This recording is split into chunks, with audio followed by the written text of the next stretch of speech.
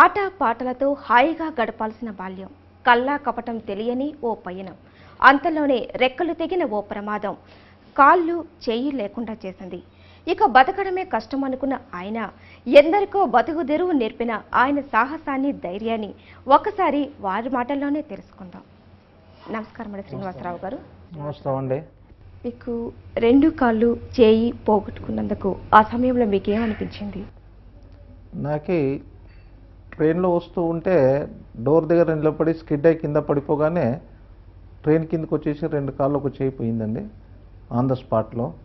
నాకేంటంటే 6 months వరకు అన్కాన్షియస్లో ఉన్నాను కాబట్టి నాకేం తెలవాల, కాళ్ళు పోయినాయి చేయి పోయిందని ఏం తెలవాల.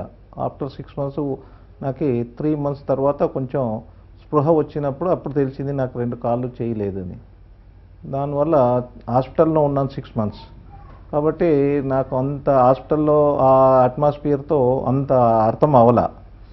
ప్లస్ ఇంటికి వచ్చిన తర్వాత తెలిసింది ఏంటంటే ఇట్లా అయిపోయింది, ఏమవుతుంది ఎలాగవుతుంది అని ఒక డిసప్పాయింట్మెంట్లో ఇదయింది.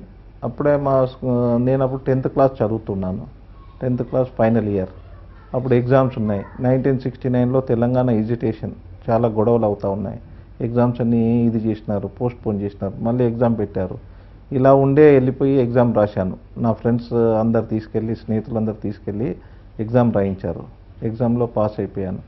అలాంటి పరిస్థితుల్లో మీకు ధైర్యం చెప్పిన వారు ఎవరైనా ఉన్నారా? మా వదినలు, అన్నలు, నా ఫ్రెండ్స్ అందరు కలిసి నాకు నీకేం ఇబ్బంది లేదు, ఏముంది ఇంటి దగ్గర ఏమైనా కూరగాయలు పెట్టుకుని కూడా బతకొచ్చు, ఏముందిలే అని అంత నాకు ఒక బూస్టర్ లాగా, మల్టీవిటమిన్ ట్యాబ్లెట్ లాగా వాళ్ళు నాకు రోజు చెప్పడం, నా ఎంబడి ఉండడం వల్ల నేను ఇలాగ అయ్యింది అనేదే మర్చిపోయాను. కాబట్టి వాళ్ళు నాకు చాలా హెల్ప్ చేశారు. స్నేహితులు కానీ, మా వదినలు కానీ, అన్నలు కానీ వీళ్ళందరూ నాకు చాలా హెల్ప్ చేసి నాకు ఈ అవిటితనం అనేది తెలియకుండా చేశారు. తోటి పిల్లలు ఆడుకునేటప్పుడు మీ ఫీలింగ్ ఎలా ఉండేది? నేను కూడా అలాగ ఉండేవాడిని కదా, ఇలాగ అయిపోయింది కదా అనే ఒక చిన్న ఫీలింగ్. కానీ నా మైండ్ని ఒక సెట్ చేశాను ఏంటంటే, మనం ఏం అనుకున్నా ఏం తలిచినా మనం నొష్ట రాసింది తప్పదు. కాబట్టి మనకు ఎలాగైతే ఉండేదో అలాగ ఉంది, మనకు దేవుడు ఇలాగ ఉంచాల్సింది వచ్చింది కాబట్టి ఇలాగ అయిపోయిందని ఒక గట్టి నా మైండ్ని సెట్ చేసేసి ఆ మాదిరిగా మోల్డ్ చేసుకొని ఆ మాదిరి నడవడం షురూ చేశాను. ఆ సమయంలో మా వెల్విషర్ ఒక అతను మున్సిపాలిటీలో పనిచేస్తారు. అతను ఏం చేశాడంటే సికింద్రాబాద్లో ఒక చిన్న ప్లేస్ ఇప్పించాడు. ఆ ప్లేస్లో ఒక చిన్న వుడన్ బంక్ పెట్టుకొని అగరవత్తుల వ్యాపారం స్టార్ట్ చేశాను. 69 జనవరిలో యాక్సిడెంట్ అయింది. డిసెంబర్లో నేను అగరవత్తి బిజినెస్ స్టార్ట్ చేశాను. ఆ బిజినెస్తో మంచి క్లిక్ అయిపోయి మంచి ఒక ఇది వచ్చేసింది కస్టమర్లో, మనాడు మంచిగా ఇస్తాడు. అదేంటంటే సెంటిమెంట్ బిజినెస్ అది. డైలీ నా స్నేహితులంతా సైకిల్ మీద వెనకాల కూర్చుని తీసుకెళ్లేవాళ్ళు. రాత్రి వచ్చేటప్పుడు వాళ్ళు డ్యూటీ అయిపోయిన తర్వాత వచ్చి తీసుకొచ్చేవాళ్ళు. షాప్ ఓపెన్ చేసి ఇచ్చేవాళ్ళు, షాప్ క్లోజ్ చేసి తీసుకొచ్చేవాళ్ళు. అలా ఉండేది. అలాగా ఈ కస్టమర్స్ అంతా ఎలాగైపోయిందంటే అగరవత్తుల బిజినెస్ నాది, అది సెంటిమెంట్ బిజినెస్. ఆ బిజినెస్లో అందరికీ మనకి ఒక గుడ్ విల్ వచ్చేసింది. ఏంటంటే ఈయన చేయితో తీసుకుంటే మంచిగా ఉంది, సెంటిమెంట్ కదా. ఈ తమిళియన్స్, కేరళ ప్లస్ బెంగాలీస్ ఎక్కువ మట్టుకు వాళ్ళు మా కస్టమర్స్. వాళ్ళకి ఒక మంచి నమ్మకం ఏర్పడింది. ఎప్పుడైనా నేను లేకుండా మా అబ్బాయో లేకుంటే ఎవరో కూర్చుండబెట్టి వాళ్ళ చేయితో తీసుకుంటే వాళ్ళ ఇంట్లో జలుబు చేసినా లేదంటే ఏదైనా చిన్న జ్వరం వచ్చినా వాళ్ళకి ఆ సెంటిమెంట్, ఆయన చేతితో తీసుకోలేదు కాబట్టి మా ఇంట్లో ఇలాగయింది, నెక్స్ట్ మంత్ వచ్చేసి నన్ను తిట్టి తీసుకునేవాళ్ళు. అలాంటి దీంట్లో మంచి వ్యాపారం అయిపోయింది. దాంట్లో 69 డిసెంబర్ నుంచి 80 వరకు ఇప్పటికి కూడా ఉందనుకోండి. 80 వరకు దాంట్లో ఉంటూ 81లో ఈ గ్యాస్ ఏజెన్సీ కొరకు అడ్వర్టైజ్మెంట్ పడింది. 10వ తరగతి చదువుతూ వ్యాపారం చేశారన్నారు.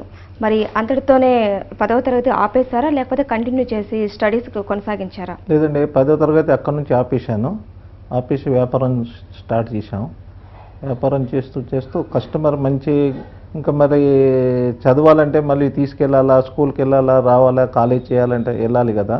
కాబట్టి ఇక్కడ వ్యాపారంలో సెటిల్ అవుదామని ఆ వ్యాపారం అక్కడితో చదువు ఆపేశాం. అగరవత్తుల వ్యాపారం చేశారన్నారు, మరి అది ఎంతకాలం కొనసాగించారు?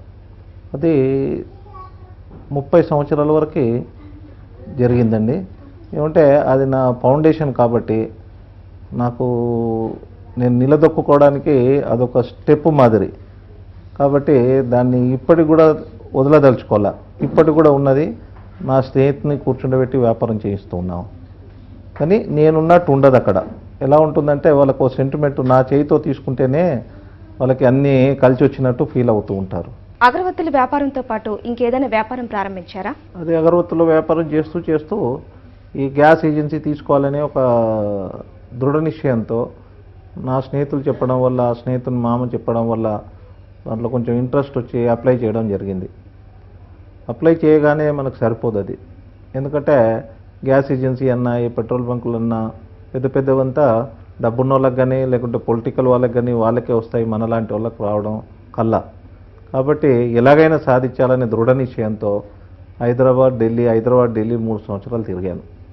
తిరిగి ఏముంది ధర్మదర్శనం కొరకి మార్నింగ్ 6 గంటలకు వెళ్ళి ఇంట్లో పడితే వాళ్ళు తోలిచ్చేవాళ్ళు. నన్ను చూస్తూ అక్కడ సెక్యూరిటీ వాళ్ళకు కూడా తెలిసిపోయాను నేను. కాబట్టి నాకేమి సెక్యూరిటీ ప్రాబ్లం లేదు. నన్ను వాళ్ళు చెక్ చేసేవాళ్ళు కూడా కాదు. నన్ను డైరెక్ట్ పంపించేసేవాళ్ళు. ఇలా వీల్ చైర్లో లోపలికి వెళ్ళిపోయేవాడిని. అక్కడ నిలబడితే ప్రైమ్ మినిస్టర్ వచ్చిన తర్వాత వాళ్ళకు ఇది ఏదైతే నేను తీసుకెళ్ళానో అప్లికేషను అది ఇచ్చేవాడిని. ఇస్తే ఆవిడ 2-3 సార్లు చూసింది. 4వసారి నాకు కూడా కొంచెం మనకేమంటే భయం ఉంది, అడగడమే కదా. అడిగాను, ఏ కండిషన్ మే మై ఇतना बाहर आ रहा है आप कुछ भी नहीं कर रहे అని చెప్పాను హిందీలో.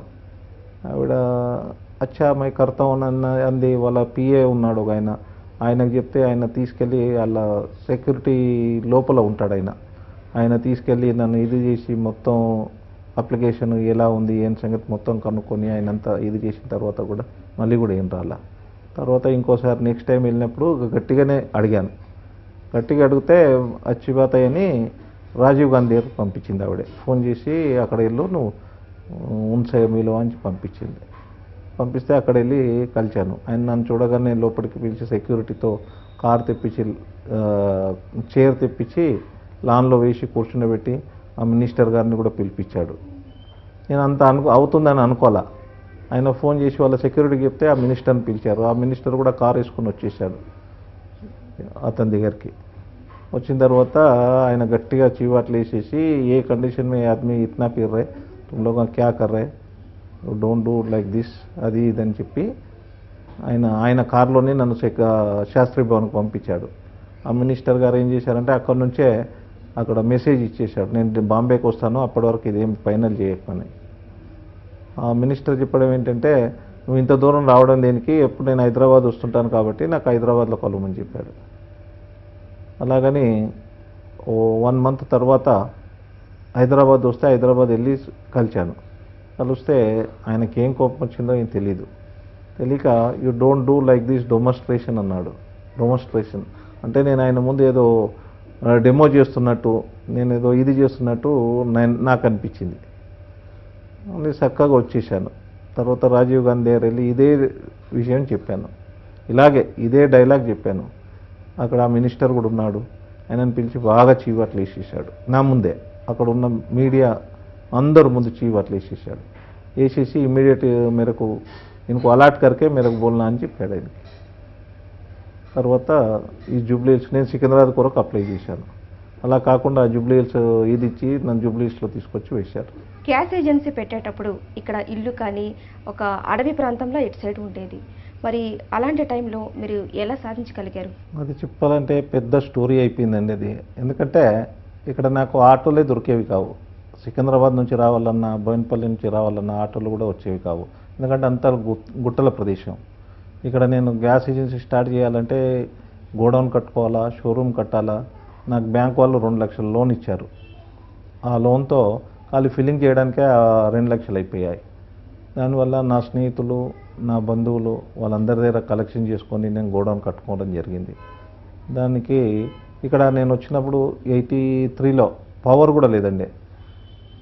ఎంత ఇబ్బంది అయిపోయిందంటే చాలా నేను ఇక్కడ నిలదొక్కుంటానా లేదా అనే ఒక అభిప్రాయానికి రావడం జరిగింది. తర్వాత ఎలాగైనా ఒక దృఢ నిశ్చయం ఏంటంటే నేను కూడా ఒక మనిషిని కావాలా, బాగా ఇది చేయాలని గట్టిగా ఇది ప్రయత్నంలో ఏజెన్సీ స్టార్ట్ అయితే చేయడం జరిగింది. ఏజెన్సీ స్టార్ట్ చేసేటప్పుడు కొన్ని అనివార్య కారణాల వల్ల చాలా ప్రాబ్లమ్స్ వచ్చాయి. ఎందుకంటే ఈ గ్యాస్ ఏజెన్సీ అంటే పక్క వాళ్ళు వీళ్ళు ఆబ్జెక్షన్స్ పెట్టడం, కేసులు పెట్టడం అవన్నీ జరిగింది. ఆ కేసులు కూడా అన్నీ సాల్వ్ చేసుకొని నేను స్టార్ట్ చేసింది అందరూ గమ్మత్తుగా చెప్తారు, ఈ వారం బాగలేదు, మంగళవారం బాగుండదు, ప్లస్ మనకి ఆషాఢం పనికిరాదు, ప్లస్ నాకు అది రాదు ఇది రాదు అంటారు. కానీ నాకు ఎలాగైందంటే ఆ కేసు సోమవారం వాళ్ళు కొట్టేశారు. నేను మంగళవారం స్టార్ట్ చేయాలా, ఇమీడియట్గా స్టార్ట్ చేయాలా. మరి మంగళవారం స్టార్ట్ చేయకూడదు అంటే అయ్యే పని కాదు, అది ఆషాఢంలో. కాబట్టి ఏమైనా కానీ నా నొష్ట రాసింది తప్పదులే అని మంగళవారం వచ్చేసాను. ఒక కొబ్బరికాయ నేనే తీసుకొచ్చాను, ఒక ఫోటో పెట్టి నేనే టెంకాయ కొట్టేసి స్టార్ట్ చేయడం జరిగింది. ఇప్పుడు నేను హ్యాపీగా ఉన్నాను. అప్పుడు పవర్ లేదు, ఏం లేదు, అయినా ల్యాంప్ పెట్టుకొని కూర్చునేవాడిని.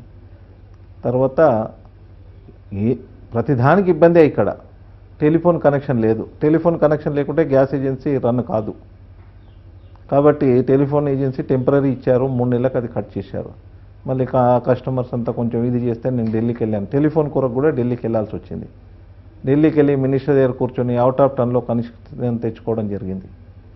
అవుట్ ఆఫ్ టర్న్లో కనెక్షన్ అయితే ఆర్డర్ అయితే తీసుకొచ్చాను, కానీ ఇక్కడ ఇచ్చేవాళ్ళు మళ్ళీ ఇవ్వాలిగా. ఇక్కడ సైఫాబాద్ ఎక్స్చేంజ్ ఒకటే ఉంది, అక్కడ నుంచి లైన్ లేదంటారు. వాళ్ళు లైన్ లేదని వాళ్ళు ఒక 1 మంత్ నన్ను తిప్పారు. తర్వాత ఎక్కడో అలా ఇలా చేసేసి ఆ టెలిఫోన్ కూడా తీసుకోవడం జరిగింది. కాబట్టి ఒక ఏజెన్సీ చేయాలంటే నా లాంటి వాడికి ఇన్ని ఇబ్బందులు పడ్డా అవన్నిటిని అధిగమించి నేను నంబర్ 1 అయ్యానంటే ఒక దృఢ నిశ్చయం, ఒక ఏంటంటే ఒక నేను కూడా చేయగలను, ఒక ఏమంటే మనిషికి ఒక నిశ్చయంగా దృఢ నిశ్చయం ఉంటే ఏదైనా చేయగలరు అనేది ఒక నిరూపించాను నేను. 17th జూలైలో స్టార్ట్ చేశాను. అది మంగళవారం అని చెప్పాను కదా, అదే నాకు మంచి దినం అయిపోయింది. ఇక్కడ స్టార్ట్ చేసేసి ఇక్కడ అప్పుడు నాకు వేరే ఏజెన్సీకి వెళ్ళి ఒక 800 మెంబర్స్ని ట్రాన్స్ఫర్ చేశారు. ఆ 800 పోయి ఈరోజు 40,000 కన్జ్యూమర్స్ అయిపోయారు. ఇప్పుడు కస్టమర్లు నేను వద్దన్నా కానీ కస్టమర్ నువ్వు గ్యాస్ ఇవ్వకుండా పర్లేదు, నీ దగ్గర ఉంచుకుంటే చాలు అనే రకంగా తయారైపోయాం. కస్టమర్కి ఒక నమ్మకం ఏర్పడింది నా పైన, ఇక్కడ ఉంటే గ్యాస్ ఎలాగైనా వస్తుంది అని. కాబట్టి దాన్ని చెడగొట్టుకోకూడదని, వచ్చిన పేరు చెడగొట్టకూడదు అనే దీంతో నేను పొద్దున 7 గంటల నుంచి ఈవినింగ్ 6 గంటల వరకు కూర్చొని ప్రతి కస్టమర్ ఎవరైతే నా ఆఫీస్కి వస్తారో వాళ్ళు నన్ను కలవంది పోరు. విష్ చేయడానికి వచ్చానండి, నాకేం ప్రాబ్లం లేదంటారు. లేదండి కూర్చోండి అంటే లేదండి నేను పోతున్నాను, ఖాళీ మిమ్మల్ని మీరు ఉన్నారంటే విష్ చేయడానికి వచ్చాను అంటారు. 40,000 మంది వినియోగదారులు మీ దగ్గర ఉన్నారు కదా సార్, వారికి ఎలాంటి వసతులు కల్పిస్తున్నారు? 40,000 మందికి వాళ్ళు అడిగేది ఏముందమ్మా, వాళ్ళు అడిగేది గ్యాసే, మేము అమ్ముకోవాల్సిందే. గ్యాస్ ఏంటంటే ఇప్పుడు వ్యాపారస్తుడు ఏం చేస్తాడు, ఏదైనా అమ్ముతే కానీ వాడికి ఏదైనా గిట్టుబాటు అవుద్ది. అలాగే మాది కూడా నేను ఆ దృక్పథంతో నేను ఏం తీసుకుంటానంటే స్ఫూర్తి ఈ బట్టల కొట్టును తీసుకుంటాను. మనం బట్టల కొట్టులో వెళ్తాం, వాడు ఏం చేస్తాడు, మనం అన్నీ చూయించమంటాం, మనకు నచ్చిన అన్నీ తీస్తాడు చూపిస్తాడు, మనం ఏం తీసుకోం.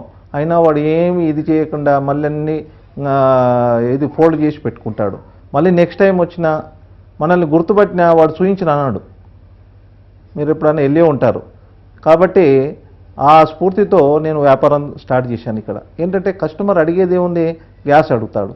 4 రోజుల్లో ఇచ్చే బదులు 2 రోజుల్లో ఇస్తే కస్టమర్ హ్యాపీ, మనం హ్యాపీ. మనకు డబ్బులు వస్తున్నాయి, వాళ్ళు ఏం ఫ్రీగా అడగట్లా, ఓ 10 పైసలు తక్కువ అడగట్లా. కాబట్టి అయినంత మటుకు మనతో అయినంత వినియోగదారులకి సేవ చేయడం ఒక అభిమతంగా ఒక ఇదిగా పెట్టుకున్నాను. కాబట్టి కస్టమర్కి ఎప్పుడు ఇన్కన్వీనియంట్ కాదు. కస్టమర్కి ఏముంది, వాళ్ళు అనుకుంటారు మాకు బిఎస్లో ఉంటే మాకు ఇబ్బందే లేదు అని. ఓ కస్టమర్ వచ్చి ఒకరోజు అన్నాడు, బిఎస్ అంటే బి శ్రీనివాస్ కాదండి మీరు, బెస్ట్ సర్వీస్ అన్నాడు. ఇంకా అంతకన్నా మనకేం కావాల్సింది. అలాంటి సర్వీస్ ఇస్తూ ఉంటే మంచి గుడ్ విల్ వచ్చింది, మంచి పేరు వచ్చింది గవర్నమెంట్లో కానీ వినియోగదారుల్లో కానీ ఎక్కడైనా. నా దగ్గర ఒక చిన్న ఇన్సిడెంట్ చెప్తాను. ఈ పేపర్లో మీడియాలో ఊరికే గ్యాస్ షార్టేజ్ అని ఆ మధ్య ఒకసారి వచ్చింది. వస్తే దానికి సివిల్ సప్లై మినిస్టర్ ఇన్స్పెక్షన్ చేశాడు. సడన్గా 6 o'clock వచ్చారు నా దగ్గరికి. ఒక 60 మంది, 60 కార్లు, మొత్తం పోలీస్ ఫోర్సు, మీడియా, మీ వాళ్ళందరూ నా క్యాబిన్ నిండా నిండిపోయింది media, print media plus electronic media. నేను లైఫ్లో ఇన్ని సంవత్సరాల్లో భయపడింది అది ఒక్కటే రోజు. ఎందుకంటారు? ఆ రోజు మినిస్టర్ వచ్చి కూర్చొని మేము ఇచ్చిన కస్టమర్స్కి ఇచ్చిన సప్లై అంతా కౌంటర్ ఫైల్ ఉంటాయి. అంటే మీ గ్యాస్ ఇస్తే రిసీవ్ అయినట్టు మాకు సంతకం చేసి ఒక కౌంటర్ ఫైల్ పంపిస్తారు. అవన్నీ అక్కడ పెట్టుంటే అవన్నింటిలోకి వెళ్ళి తీసుకొని సివిల్ సప్లై వాళ్ళు, మినిస్టర్ అందరూ తీసుకొని మినిస్టర్ మొబైల్ నుంచి కస్టమర్కి ఫోన్ చేశారు. కస్టమర్కి ఫోన్ చేస్తే ప్రతి 40 మందికి చేస్తే 40 మందిలో 37 మంది దొరికారమ్మా. అందరు బాగుంది, మాకేం ఇబ్బంది లేదని చెప్పారు. 3 మట్టుకు దొరకల. అప్పుడు మీడియా వాళ్ళు అన్నారు, ఏంటి సార్ మీరు ఇక్కడికి ఎందుకు వచ్చారు, మేము తీసుకెళ్తాం అక్కడికి రమ్మని. అంటే మినిస్టర్ గారు అన్నారు, అయ్యా బాబు మీరు తీసుకొచ్చారు కదా, మీరు తీసుకొస్తేనే వచ్చామని. ఇద్దరు పోట్లాడుకున్నారు. అలాగా ఆ రోజు నా టైం బాగుందా లేకుంటే నా సర్వీస్ బాగుందా తెలీదు. మీడియా వాళ్ళు ఏం చేస్తారు, చెడును ఇమీడియట్గా హైలైట్ చేస్తారు, మంచిదాన్ని ఇంతవరకు రాయలా. మినిస్టర్ వచ్చాడు సాటిస్ఫై అయ్యాడు అని రాశారు కానీ అంత బాగుంది అని ఇప్పుడు రాయలా. అదే వేరే డిస్ట్రిబ్యూటర్ దగ్గరికి వెళ్తే అన్ని అవకతవకలు అని పెద్ద హెడ్లైన్లో రాశారు. అలాగా లైఫ్లో భయపడింది ఆ రోజు. కాబట్టి మినిస్టర్ కూడా హ్యాపీగా అయ్యాడు. ఆ రోజు నుంచి నాకు గవర్నమెంట్లో మంచి పేరుంది. ఇక్కడ నా కస్టమర్స్ అంతా 50% వీవీఐపీస్ అమ్మా. ఎలాగంటే ఎమ్మెల్యే కాలనీ ఇక్కడే ఉంది, ఎమ్మెల్యే కాలనీ ఉంది, IAS colony, IPS colony, ministers colony, ఇవన్నీ ఉన్నారు. వీళ్ళంతా వీఐపీస్, వీవీఐపీస్.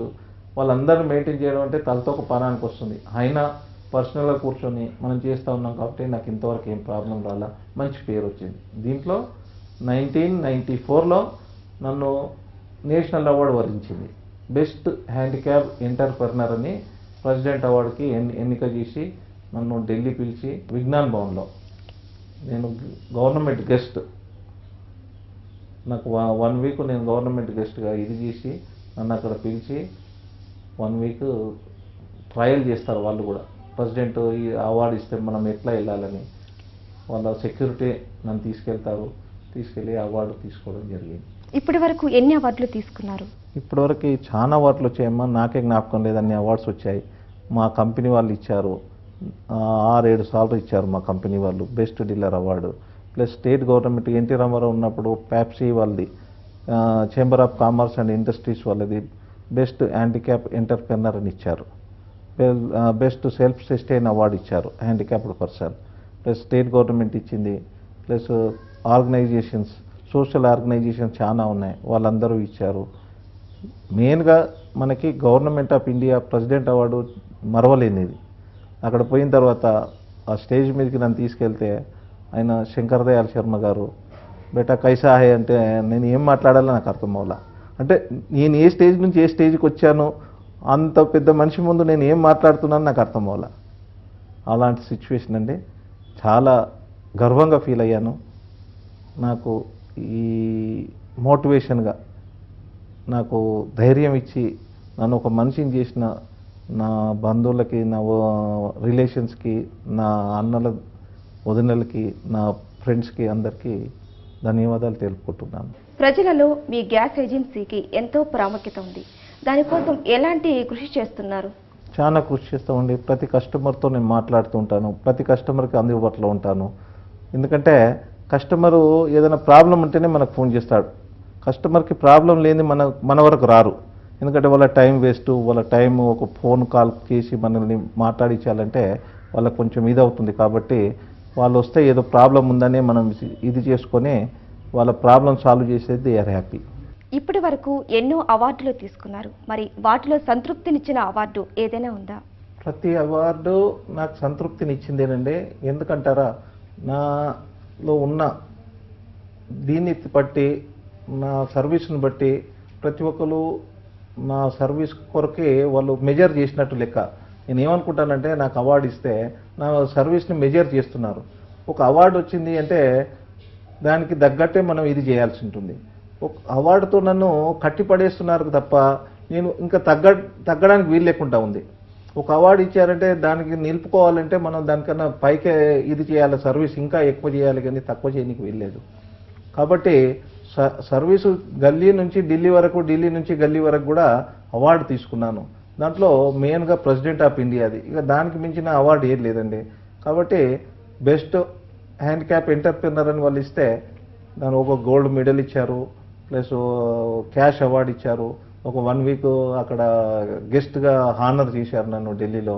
కాబట్టి అది హయ్యెస్ట్ అవార్డుగా నేను తలిచి, దానికి ఎలాగైతే నన్ను అక్కడ కొనియాడారో అక్కడ మీడియా వాళ్ళు అందరూ అదే దృష్టిలో పెట్టుకొని, నేను దానికి ఎక్కడ కూడా నాకు ఇది చేయకుండా, కస్టమర్కి ఇన్కన్వీనియంట్ లేకుండా నాకు దేనికైతే అవార్డు ఇచ్చారో దాన్ని అలాగే నిలుపుకోవాలని, ఆ పేరును తగ్గకుండా చేసుకోవాలని ఒక దృఢ నిశ్చయంతో వర్క్ చేస్తున్నానండి.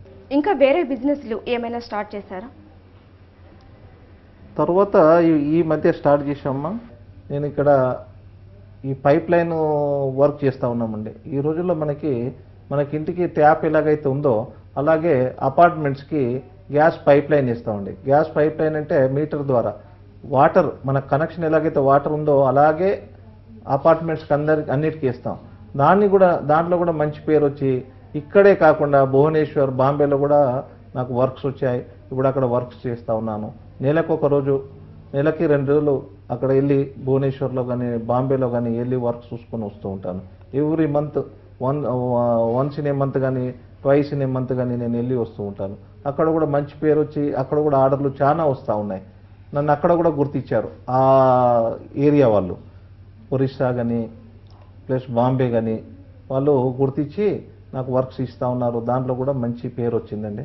అలాగే మన హైదరాబాద్లో కూడా చాలా వర్క్స్ చేస్తూ ఉన్నాం. ఈ హోటల్లో పైప్ లైన్ వేయడం కానీ, వాళ్ళకి గ్యాస్ బ్యాంకులు పెట్టడం కానీ, అలాంటి వర్క్లు కూడా చేస్తూ ఉన్నామండి. ఓకే శ్రీనివాసరావు గారు, మరి మీరు యోగా, స్విమ్మింగ్ కూడా చేస్తారని తెలిసింది. మీకు ఎందుకు అనిపించింది చేయాలని? యోగా అండ్ స్విమ్మింగ్ కొరకి ఒక చిన్న స్టోరీ ఉందండి. నాకు భోజన ప్రియుని నేను. మంచిగా ఉందంటే భోజనం కడుపు నిండింది కూడా చూడను, హాయిగా తినేస్తాను. కాబట్టి అది భోజనం తిని కొలెస్ట్రాల్ బాగా పెరిగిపోయింది. నాకు ఏమి శ్రమ లేదు. పొద్దున లేస్తే ఆఫీస్లో కూర్చోవడం, రాత్రికి వస్తే భోజనం చేసి ఇంట్లో కూర్చోవడం, ఇలాగ చైర్లో కూర్చోవడం. దానివల్ల మనకి ఏమైంది, ఇది ఎక్కువైపోయింది, కొలెస్ట్రాల్ పెరిగిపోయింది. ఒకసారి టెస్ట్ చేయిస్తే కొలెస్ట్రాల్ బాగా పెరిగిందని వాళ్ళు డాక్టర్ గారు రిపోర్ట్ ఇచ్చారు. దాన్ని ఎలా చేయాలా, దాన్ని ఎలా తగ్గించుకోవాలా, దాని కొరకి డాక్టర్ గారు ఏం చెప్పారంటే, ఇది బార్డర్ మీద ఉన్నది, మీరు ఏదైనా తగ్గించాలా, ఏదైనా వర్క్ చేయాలని. దాని కొరకు మేము ఏం చేసామంటే, ఒకరోజు ఇది తగ్గించడానికి ఇది చేస్తూ ఉంటే ఒకరోజు స్విమ్మింగ్ కోచ్ వచ్చాడు. మా క్లబ్లో స్విమ్మింగ్ కోచ్ ఉన్నాడు, ఆయన వచ్చున్నాడు. ఆయన ఇది చేసి నేర్పిస్తారంటే నేను నేర్చుకుంటానని చెప్పాను. నేర్పిస్తారంటే హా అన్నాడు.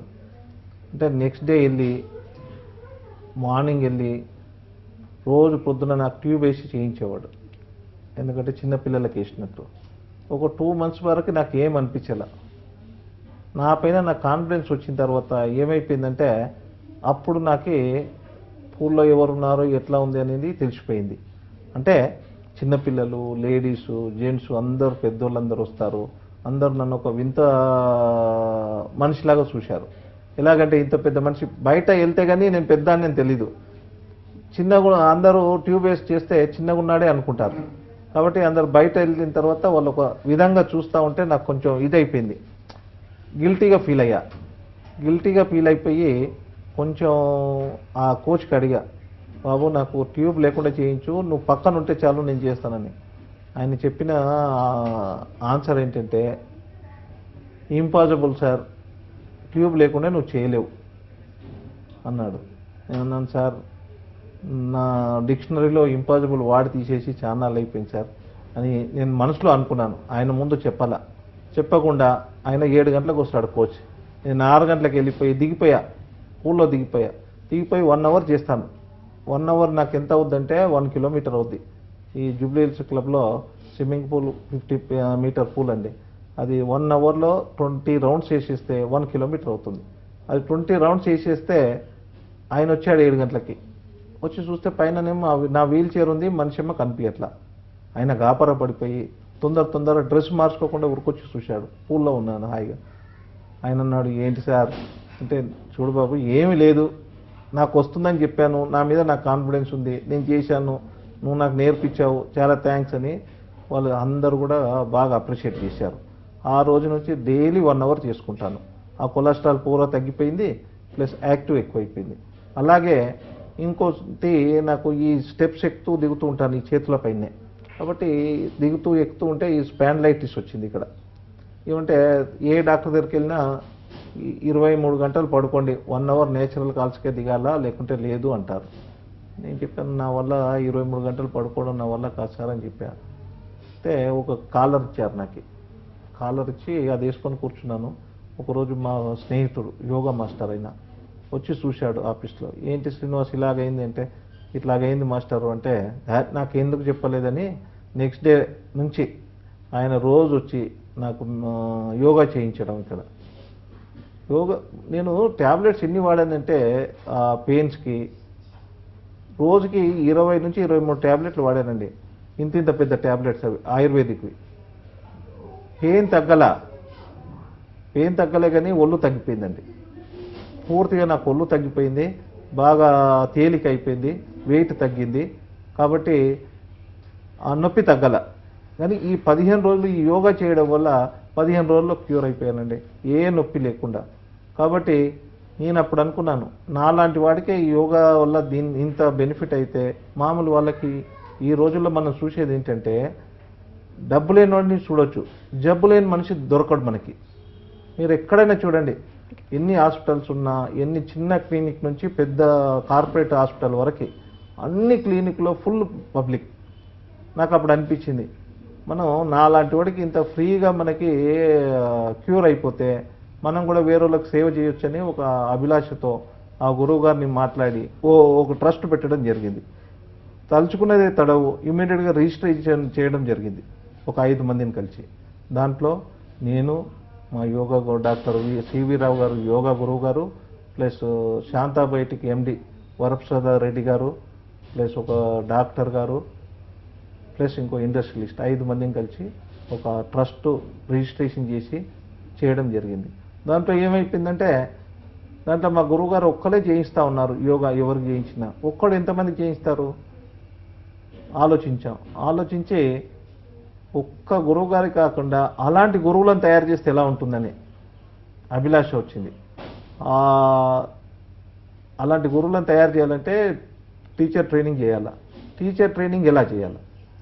ఊరికే చెయ్యెత్తి కాలెత్తి యోగా అంటే ఎవరికి పనికిరాదు అది. కాబట్టి బాగా ఆలోచించి మన ఎంబీబీఎస్ డాక్టర్ని ఎలాగైతే డెవలప్ చేస్తారో అలాగా మేము ఒక ఫ్యాకల్టీని డెవలప్ చేశాం. అంటే మనకి బాడీ అటానమీ కొరకు చెప్పే డాక్టర్ ఒకతను, ఆయుర్వేదిక్లో నర్వ్ సిస్టమ్ కొరకు చెప్పే ఒక డాక్టర్, ప్లస్ డైటీషియన్ వాళ్ళు ఒక క్లాస్ తీసుకుంటారు. ఇలాగా 5 మంది డాక్టర్లను పెట్టి వాళ్ళు క్లాస్ తీసుకుంటట్టు, మన బాడీ కొరకు మొత్తం అవగాహన అయ్యేటట్టు, ఏది చేసినా ఏ యోగా చేయించిన టీచరు వాళ్ళకు సైడ్ ఎఫెక్ట్స్ రాకుండా, ఈ ఇబ్బంది లేకుండా అలాంటి టీచర్లను డెవలప్ చేయడం జరిగిందండి. అలాంటి టీచర్లను ఇప్పటివరకు మేము 1200 మందిని డెవలప్ చేశాం. దాంట్లో ఫస్ట్ క్లాస్ నాదే ఉంటుంది. ఏదంటే మోటివేషన్ పైన. మోటివేషన్, కాన్ఫిడెన్స్, మన మీద మన కాన్ఫిడెన్స్ ఉండాలా, మోటివేషన్ ఉండాలా. మళ్ళీ సర్వీస్, మనకి వేరే వాళ్ళకి సర్వీస్ చేసే గుణం ఉండాలా, వాళ్ళకి హెల్ప్ చేసే గుణం ఉండాలా. అలాంటి క్లాస్ ఫస్ట్ నేనే తీసుకుంటానండి. తర్వాత యోగా చేయిస్తారు, తర్వాత ఈ ఫ్యాకల్టీస్ వాళ్ళు వచ్చి వాళ్ళ క్లాసులు తీసుకుంటారు. దానివల్ల 1200 మంది టీచర్లు అయ్యారు. వాళ్ళకి మొదలు నేను చెప్పేది ఒకటే, మీరు సంపాదించండి, డబ్బులు బాగా సంపాదించండి, మా ట్రస్ట్ పేరు నిలపండి. అలాగే మీరు కనీసం మీ పక్కలో ఉన్న, మీ దగ్గర ఉన్న అపార్ట్మెంట్లో కానీ ఎవరికైనా ఫ్రీగా చెప్పండి.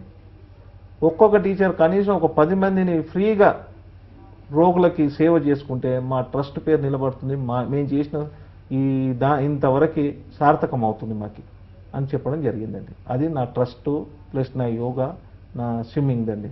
మీ ట్రస్ట్ ద్వారా ఇంకా ఏవైనా సేవా కార్యక్రమాలు చేస్తుంటారా? చేస్తున్నామండి. ఈ ఓన్లీ యోగానే చేయడం వల్ల రోగాలు తగ్గించడమే కానీ ఇంకా మనం ఏం చేయట్లేదనే ఒక దీనికి వచ్చి ఇప్పుడు మేము ఏంటంటే సోషల్ యాక్టివిటీస్గా, సోషల్ దీంట్లో పిల్లలకి స్కాలర్షిప్లు ఇవ్వడం, వాళ్ళకి స్మరణ యోగాని పిల్లలకి చేయించడం, వాళ్ళకి ఏదైతే పిల్లలు ఉంటారో గవర్నమెంట్ స్కూల్లో చదివే వాళ్ళకి స్కాలర్షిప్ ఇవ్వడం జరుగుతూ ఉందండి. సంవత్సరానికి ఒక 100 మందిని. మేము ఎక్కడ డబ్బులు కూడా చందా అడగమండి. మా సొంత డబ్బులు వేసుకొని మేము ఇవ్వడం జరుగుతూ ఉంది. దాంట్లో ఒక పిల్లోడిని సెలెక్ట్ చేసుకోవడానికి ఒక పిల్లోడికి 200 రూపాయలు ఖర్చు పెడతామండి. ఎలాగంటే ఆ పిల్లోడి హిస్టరీ ఏంటి, వాళ్ళకు ఒరిజినల్గా అవసరం ఉందా లేదా, వాళ్ళకి నీడియా లేకుంటే ఊరికే చెప్తున్నారా అని మేము వాళ్ళని స్టడీ చేసిన తర్వాత వాళ్ళ ప్రిన్సిపల్తో ఇది చేసుకొని మేము వాళ్ళకి స్కాలర్షిప్ ఇవ్వడం జరుగుతుందండి. డ్రెస్సులు కావాలన్న వాళ్ళకి డ్రెస్సులు ఇవ్వడం, లేదంటే బుక్స్ కావాలన్న వాళ్ళకి బుక్స్ ఇవ్వడం, ఈ ఫీజులు కావాలన్న వాళ్ళకి ఫీజులు ఇవ్వడం, అలాంటివి చేస్తూ వాళ్ళ క్వార్టర్లీ రిపోర్టు మేము పరిశీలిస్తూ అన్నీ చేస్తూ ఉంటామండి. దానికి నేను మా ట్రస్ట్కి నేను సెక్రటరీనండి. ఇప్పుడు ఇంతకుముందు ఫౌండర్ మెంబర్గా ఉన్నాను, ఇప్పుడు సెక్రటరీగా అయ్యాను. సెక్రటరీ బాధ్యతలు నెరవేరుస్తున్నామండి.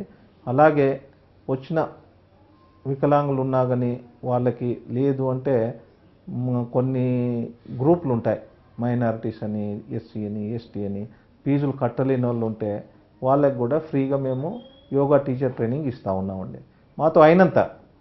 ఎందుకంటే మనం ఏదో చిందలు అడిగి చేస్తే మనకు తృప్తి రాదు. మన సొంతంగా చేసుకుంటే మనకు తృప్తి వస్తుంది, కానీ వేరే వాళ్ళని అడిగి చేస్తే మనకేమి ఇది ఉండదు. మేమే అంటాం, అయ్య బాబు నువ్వు చేసుకునేది ఉంటే నీ డబ్బులతో చేయాలి కానీ మమ్మల్ని దగ్గర అడిగి నువ్వేం చేస్తావని అంటాం. అలాగే వేరే వాళ్ళు ఎవరైనా మమ్మల్ని అనగలరని మేము ఎవరిని చెందాలి అడగం, మా సొంత డబ్బులతోటే ఈ కార్యక్రమాలన్నీ చేస్తూ ఉన్నాం. ప్లస్ అందరికీ ఛాలెంజ్ పీపుల్కి, అంటే నాలాంటి వాళ్ళకి, ఎవరైనా చేయలేని వాళ్ళకి ఏం చేయాలనే దాని కొరకు నేర్పిస్తూ ఉంటాం. వాళ్ళకి ఏదన్నా అడ్వైస్ కావాలంటే ఇది చేస్తూ ఉంటాం. నేను దీంట్లో ఇలా చేస్తూ నాకు బాగా మోటివేషన్ చేయడం బాగా అలవాటు అయిపోయిందండి. దాంట్లో పెద్ద పెద్ద కాలేజ్ వాళ్ళు, Indian school of business ISB వాళ్ళు పిలిచి లెక్చర్ ఇచ్చడం జరిగింది. భారత్ హెవీ ఎలక్ట్రికల్స్ ఫస్ట్ నా లెక్చర్ ఇచ్చేయడం బిహెచ్ఈఎల్లో ఉండే. అక్కడ అంతా ఎలా ఉన్నారంటే నేను ఆశ్చర్యపోయాను. అంతా డాక్టర్స్, ఇంజనీర్సు, అంతా హైలీ క్వాలిఫైడ్. నా క్వాలిఫికేషన్ ఏమో 10th క్లాస్ తెలుగు మీడియం. అక్కడ అంత పెద్ద పెద్ద వాళ్ళతో వాళ్ళ ముందు నేను మాట్లాడాలంటే నాకు ఎలాగో అనిపించింది.